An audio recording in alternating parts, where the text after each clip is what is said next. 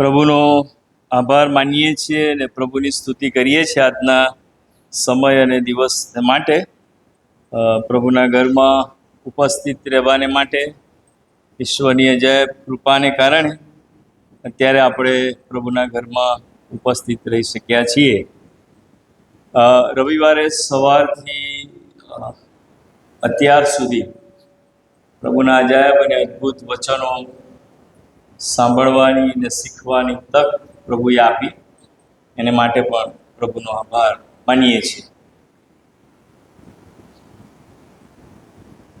વચન પ્રભુ આપે છે, પાળવાનું છે મારે, અને તેથી વચન આપનાર તો પાળે જ છે, પણ વચન સાંભળનાર પણ વચન પાળે એ બહુ અગત્યનું છે.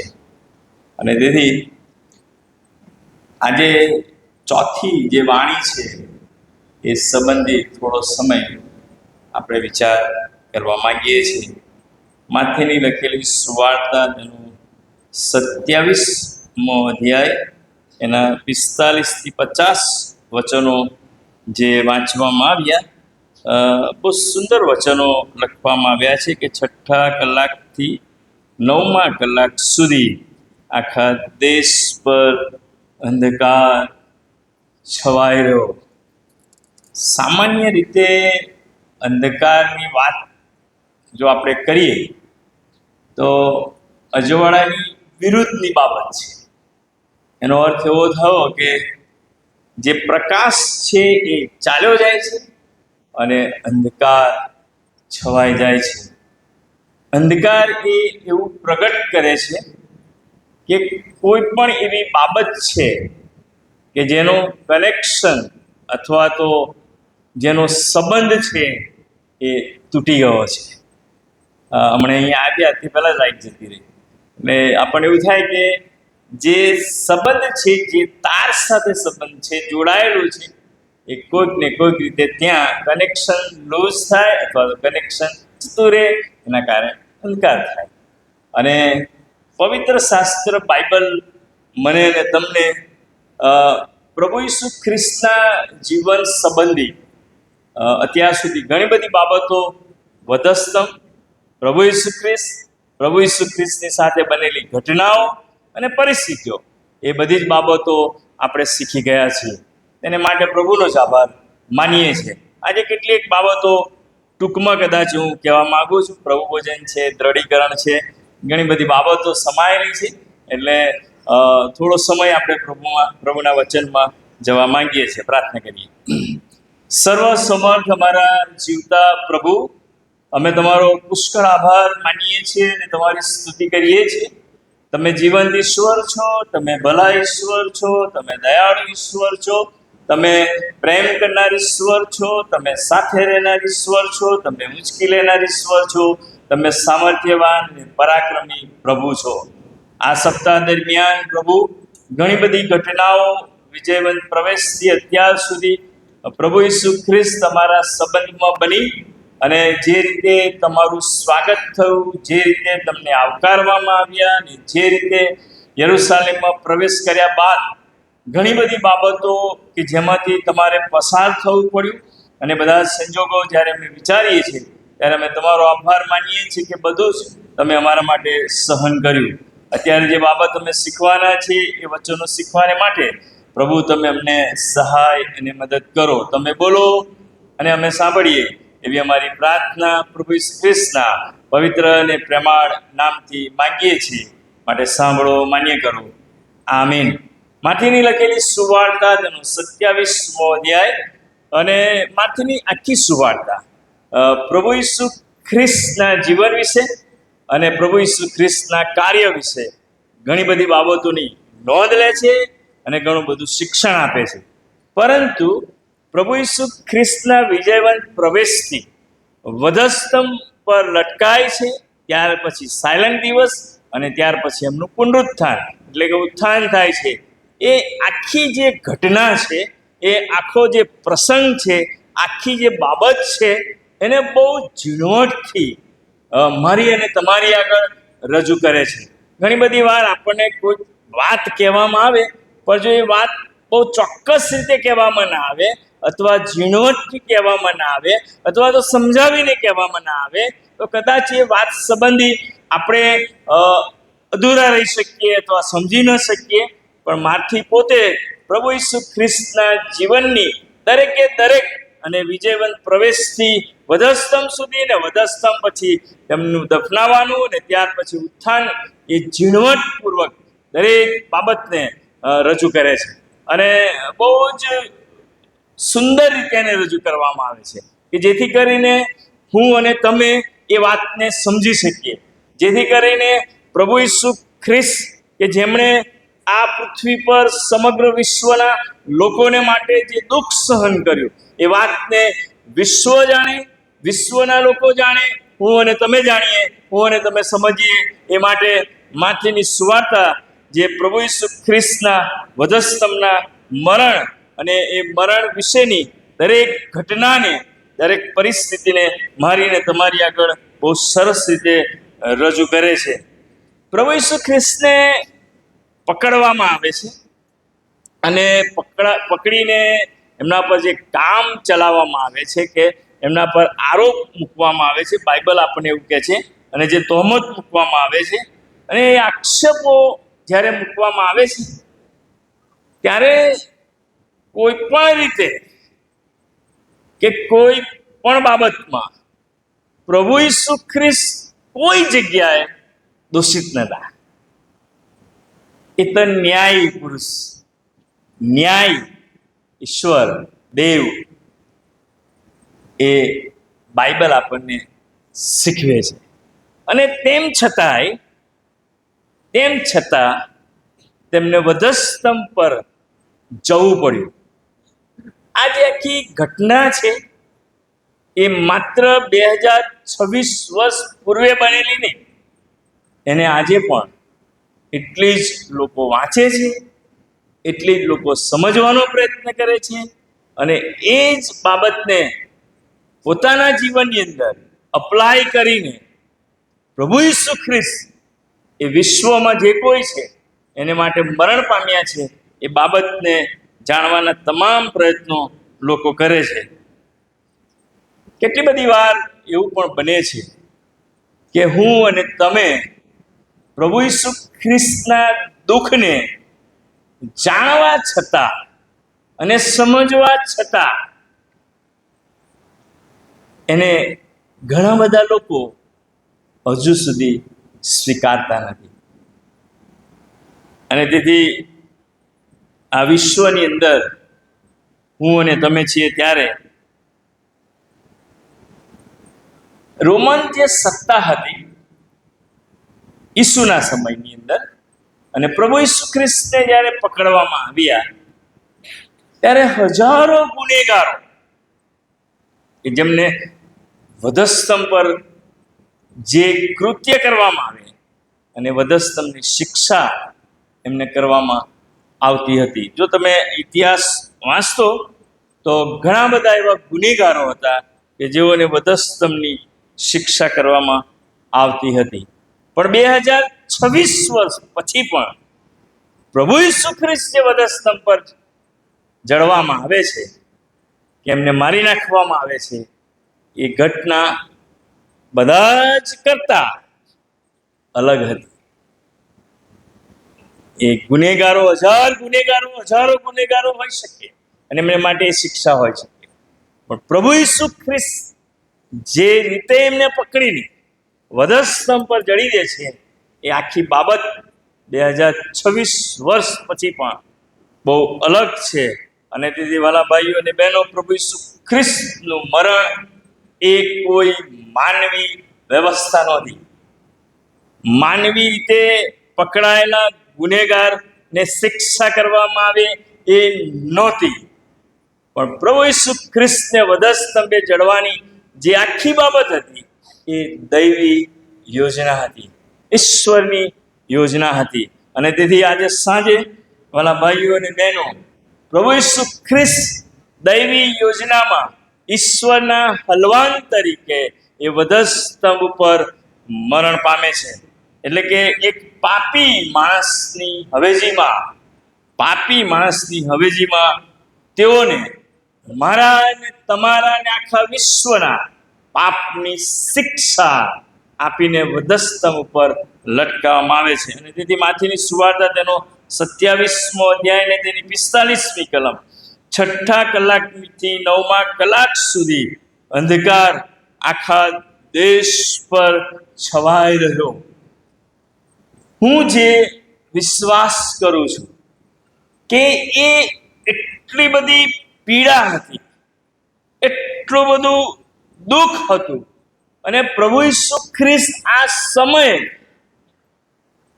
જાણે કે પોતાના પિતાએ એમને મૂકી દીધા છે, એ અહેસાસ, એ અનુભવમાંથી પસાર થતા હોય એવું આપણે જોઈએ છીએ. જૂના કરારની અંદર મિસરની જે આખી છુટકારો થયો એમાં પણ અંધકારની વાત તો લખાયેલી છે, પણ એ બધી જ બાબતની અંદર પ્રભુ ઈસુ ખ્રિસ્તના સંબંધમાં આ અંધકાર છે એના વિશે બહુ ખાસ લખવામાં આવ્યું નથી.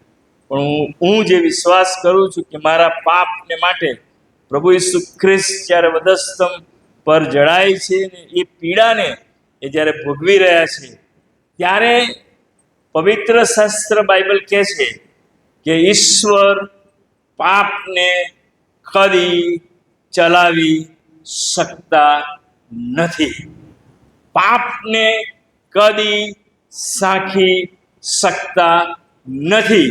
અને પ્રભુ ઈસુ ખ્રિસ્ત પવિત્ર અને નિર્દોષ હોવા છતાં એ માણસના માટે, સમગ્ર વિશ્વને માટે, મારા અને તમારે માટે પાપી અવસ્થામાં આવ્યા, અને એ બાબત અહીંયા આપણે જોઈ શકીએ છીએ. અને તેથી માથીની લખેલી સુવાર્તા 27મો અધ્યાય ને 46મી કલમ, મારા દેવ તે મને કેમ મૂકી દીધો છે, એ વાતને એની આસપાસ જેટલા પણ સિપાહીઓ હતા એ એવું સમજે છે કે આ બૂમ પાડી રહ્યા છે ને એમને એલિયા બચાવવામાં આવશે. આપણે જોઈએ તો ખરા, તમે વાંચો, ઘરે જઈને શાંતિથી વાંચજો, આ બધી વાત બાઇબલમાં લખેલી છે. અને જાણે કે એલિયા એમને છોડાવશે, જે બૂમો પાડે છે એના સંબંધી બૂમો પાડવામાં આવે છે, પણ એવું નહોતું. પ્રભુ ઈસુ ખ્રિસ્ત જે પીડામાંથી પસાર થઈ રહ્યા હતા, એ વાત, એ પીડાદાયક બાબતને કારણે પ્રભુ ઈસુ ખ્રિસ્ત એ પિતાને કહે છે, પિતાને બૂમ પાડીને કહે છે કે પ્રભુ ઈસુ ખ્રિસ્તે બૂમ પાડી અને કીધું કે મારા દેવ, મારા પિતા, તે મને કેમ મૂકી દીધો છે. ભલા ભાઈઓ અને બહેનો, ઘણી બધી વાર આપણા બધાના જીવનમાં કેટલીક બાબતો એ બને છે કે આપણે પણ એવા અનુભવમાંથી પસાર થઈએ છીએ. પણ મારો એ વિશ્વાસ છે અને મારી એ ખાતરી છે કે જ્યારે આપણે એવા અનુભવમાં આવીએ છીએ ત્યારે પ્રભુ આપણી સાથે રહે છે, પ્રભુ આપણી સંભાળ રાખે છે. અને એ જ રીતે પિતાએ પોતાના દીકરા પ્રભુ ઈસુ ખ્રિસ્તને પણ આ પરિસ્થિતિની અંદર પસાર થવા દે છે, પણ ઈસુ ખ્રિસ્ત કહે છે કે તમે મને કેમ મૂકી દીધો છે, મારા દેવ, તમને કેમ મૂકી દીધો છે. એમને મૂકી દીધા નહોતા, પણ એ અવસ્થામાં એ આવે છે, એ પરિસ્થિતિમાંથી તેઓને પસાર થવું પડે છે. અહીંયા એક બાબત આપણું ધ્યાન ખેંચે છે કે પ્રભુ ઈસુ ખ્રિસ્તે ઉચ્ચારેલા જે શબ્દો હતા, એ શબ્દો બહુ અગત્યના હતા. યશાયા પ્રબોધકનું પુસ્તક અને તેના 53મો અધ્યાય અને તેના 5મા વચનમાં આ પ્રમાણે કહ્યું છે, પણ આપણા અપરાધોને લીધે તેમને આ પરિસ્થિતિની અંદર મુકાવવું પડ્યું. મારા પાપને લીધે પ્રભુ ઈસુ ખ્રિસ્તને આ પરિસ્થિતિની અંદર મુકાવવું પડ્યું. મારા ગુનાઓને લીધે પ્રભુ ઈસુ ખ્રિસ્તને આ પરિસ્થિતિમાંથી પસાર થવું પડ્યું. અને તેથી યશાયા 53:5 કહે છે, પણ આપણા અપરાધોને લીધે તે વિંધાયો, આપણા પાપોને લીધે તે કચડાયો, આપણને શાંતિ પ્રાપ્ત કરાવવાને માટે તેને આવી કારમી અને દુઃખદ પરિસ્થિતિમાંથી પસાર થવું. આ પીડામાંથી પસાર થવું પડ્યું, કે જે તેને શિક્ષા થઈ ને તેના સોળથી આપણને સાજાપણું મળ્યું છે. ભલા ભાઈઓ અને બહેનો, પ્રભુની સ્તુતિ કરીએ છીએ, પ્રભુનો આભાર માનીએ છીએ કે જે દુઃખ અને દર્દ જે મારે ભોગવવાનું હતું એ મારા ઈશ્વરે પોતાના દીકરા પ્રભુ ઈસુ ખ્રિસ્તમાં જાહેર કર્યું. એમના શિર મૂકવામાં આવ્યું, એમને ત્યાં મોકલવામાં આવ્યા, કારણ કે તે મરણ પામે અને હું જીવું. Praise the lord. પ્રભુ ઈસુ ખ્રિસ્ત મરણ પામે અને મને જીવન મળે. હું જીવું, આપણે જીવીએ, આપણને જીવન મળે ને માટે વધસ્તંભ પર મરણ પામે છે.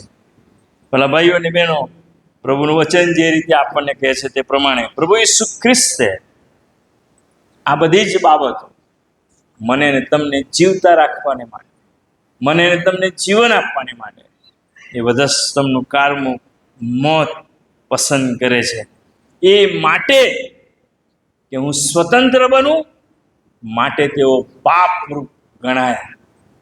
હું સ્વતંત્ર બનું કારણ કે તેઓએ મારી શિક્ષા પોતાના ઉપર લીધી, અને તેથી એ માટે કે જેઓ એટલે કે હું અને આપણે જગત તેમના પર વિશ્વાસ કરીએ અને પાપની શિક્ષામાંથી આપણે બચી જઈએ. પ્રભુની આ યોજના હતી. પ્રભુનો ખાસ પ્રકારનો પ્રભુ ઈસુ ખ્રિસ્તમાં બહુ ચોક્કસ યોજનાબદ્ધ એ વ્યવહાર માણસોને માટે એ સિદ્ધ કરવામાં આવેલી આખી બાબત હતી.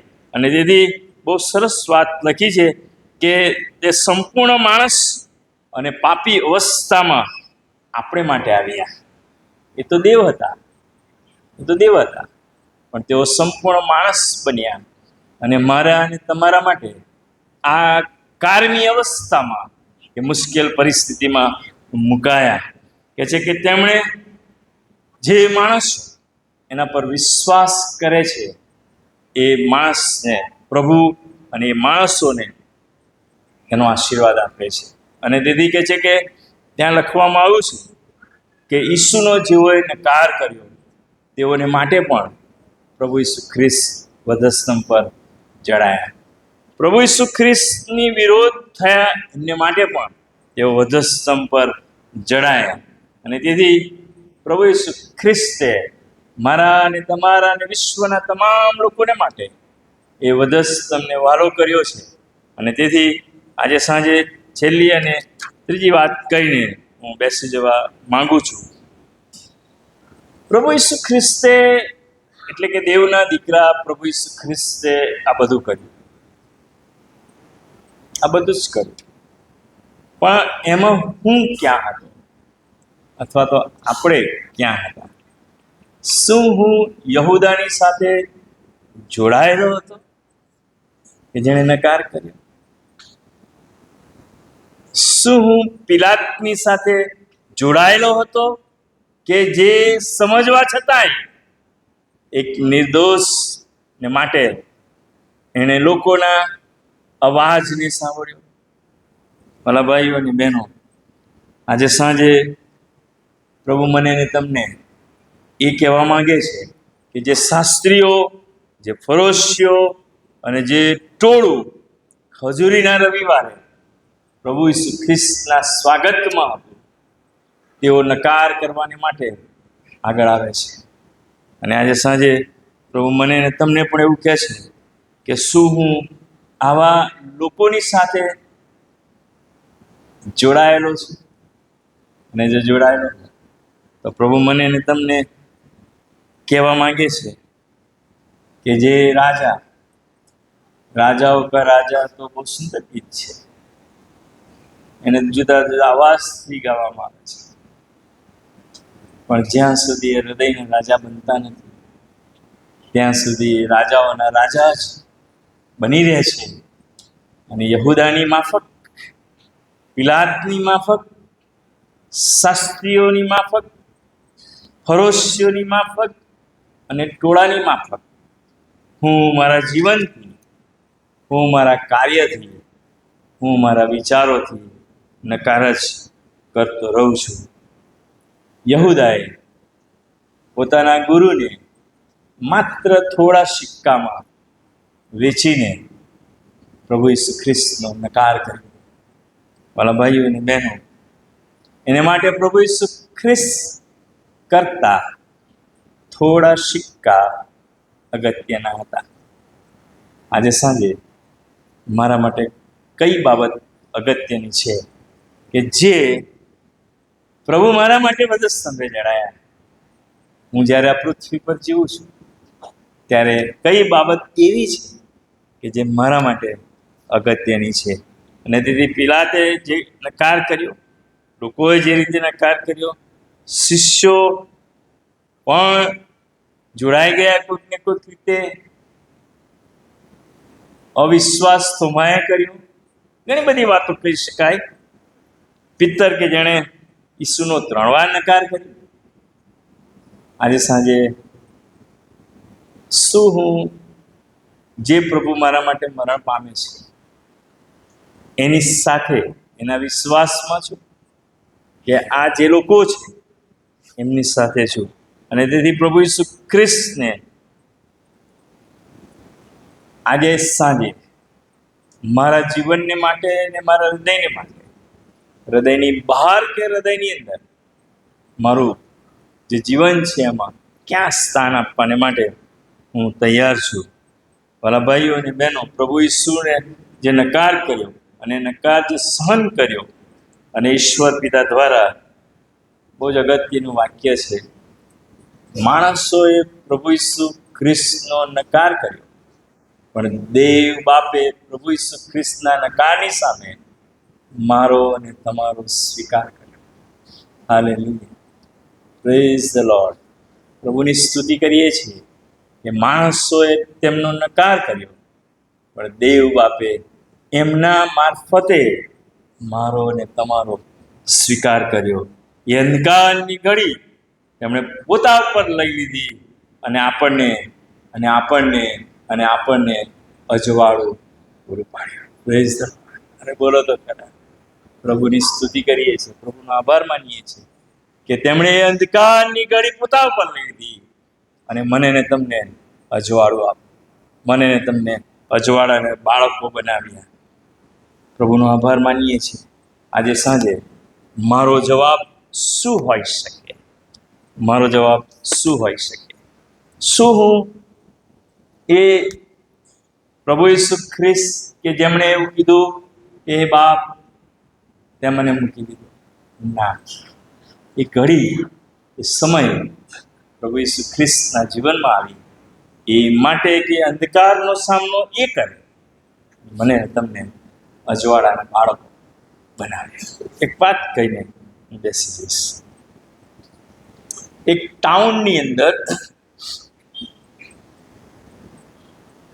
એક માણસ ખૂબ દેવાદાર બની ગયો હતો, ખૂબ દેવાદાર. અને તેથી જે માલિકનું દેવું આ વ્યક્તિ પર હતું, અને એ ટાઉનની અંદર એવું હતું કે જો કોઈ ગુને એ દેવાદાર હોય તો એની અંદર એનું દેવું લખવામાં આવે, 1 2 3 4 5 6 સો મેની જે કંઈ હોય એ કાગળની ઉપર એને લખવામાં આવે અને પછી શહેરના કે ટાઉનના મુખ્ય રસ્તા ઉપર એને ચોંટાડી દેવામાં આવે. એટલે જે મુખ્ય માર્ગ હોય પંકજભાઈ, એટલે શું થાય ખબર છે? જેટલા આવે એટલા શું વાંચે? મારું દેવું વાંચે, મેં જે દેવું કર્યું હોય એ વાંચે. હવે એક સમય એવો આવ્યો કે માર્ગેથી જતા એક માર્ગ ઉપર એણે, જે વ્યક્તિ હતી, એણે આ બધું જોયું કે આ માણસનું દેવું છે ને અહીંયા મૂકવામાં આવ્યું છે. પછી એ માણસને એવું થયું કે આ દેવું કોઈક રીતે તો કોઈકે ભરપાઈ કરવું પડે. અને એક શરત હતી કે જે કોઈ માણસ આ જે દેવું છે એની નીચે પોતાની સિગ્નેચર કરે અને જે 2 ખિલ્લા હોય એમાંથી નીચેનો ખીલ્લો ઉપાડી અને એ દેવાની જે આખું હોય કાગળ એ પહેલા ખીલ્લા ઉપર મારી દે અને સિગ્નેચર કરે. તમને ખબર છે મારા અને તમારા પ્રભુએ પોતાના દીકરા પ્રભુ ઈસુ ખ્રિસ્તમાં આપણું કેટલું બધું દેવું કે જે કદી માફ થઈ શકે એમ નથી.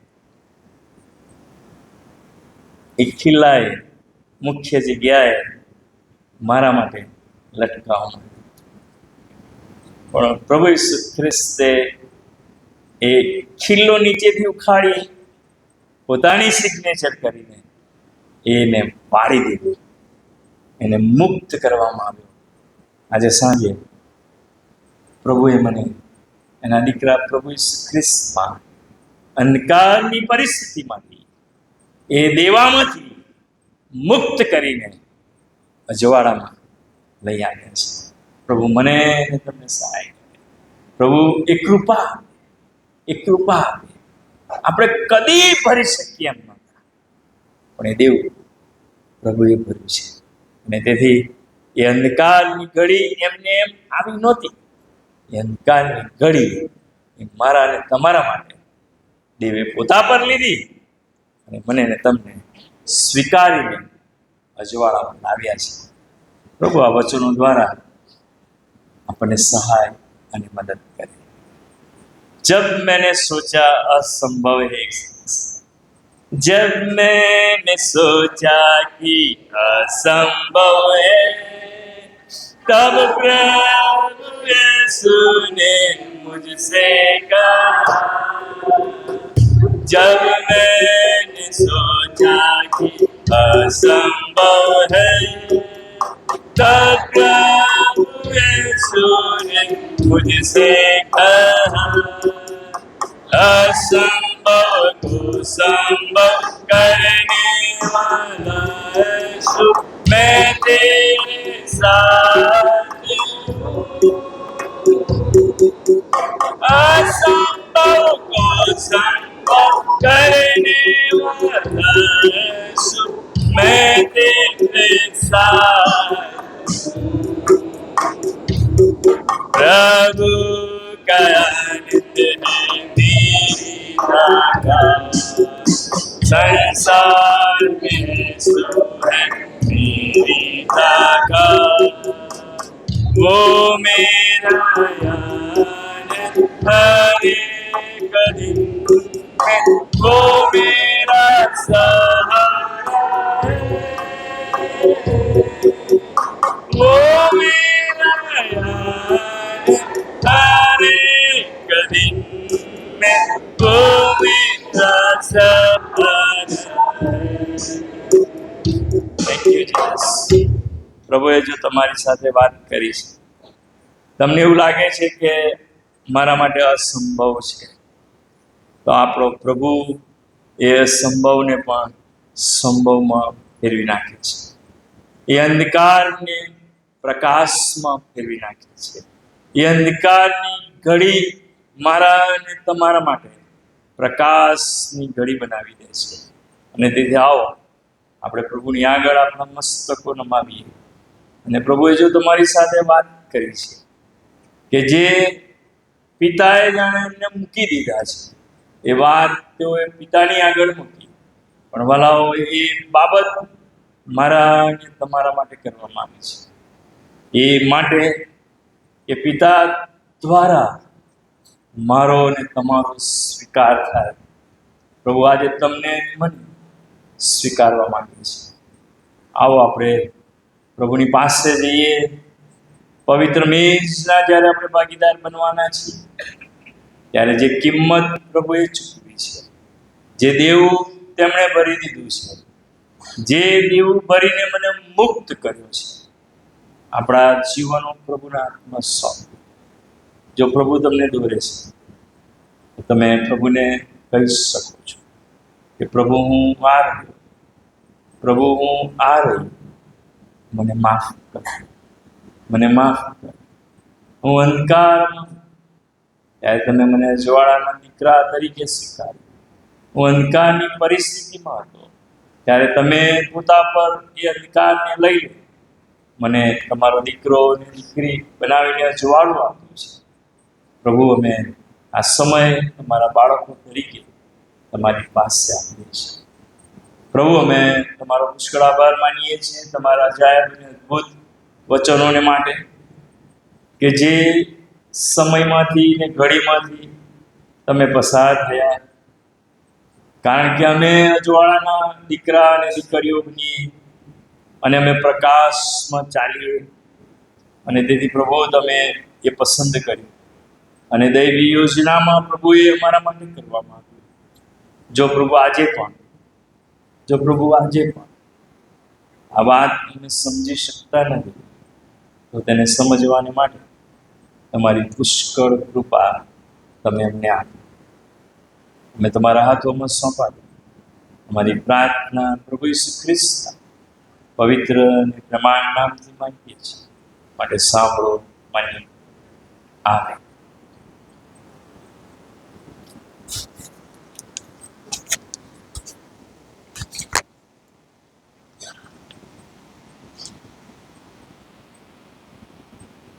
આજના અદ્ભુત વિચારો માટે